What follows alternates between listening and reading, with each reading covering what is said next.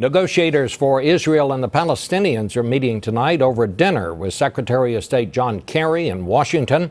It is a first step toward resuming Middle East peace talks for the first time in years. Margaret Brennan is following this one. John Kerry spent much of the past 4 months shuttling back and forth between the two sides, persuading them to sit down together in the same room.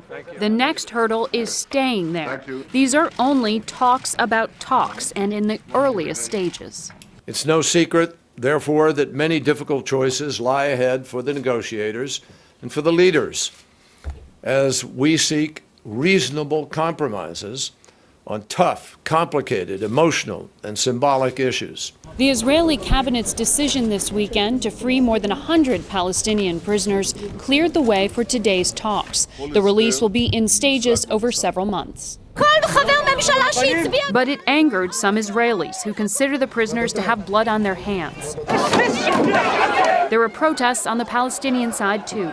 Many were upset talks had started while construction of Israeli settlements on the West Bank continued, a key sticking point over decades of negotiations. Also at issue, what a future Palestinian state might look like. Palestinians want it to include Jerusalem, but Israel also claims the city as its capital. Deciding who lives within a new state and if Palestinian refugees have a right to return is yet another thorny problem. Margaret, these peace talks have been going on for as long as I've been a reporter. They start, they stop, they start, they stop.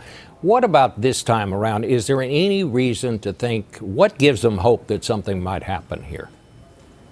Besides faith, Bob, under this U.S. brokered arrangement, both sides have agreed to work together for at least 9 months. And there's also a $4 billion economic development plan that might encourage them to stay at the table.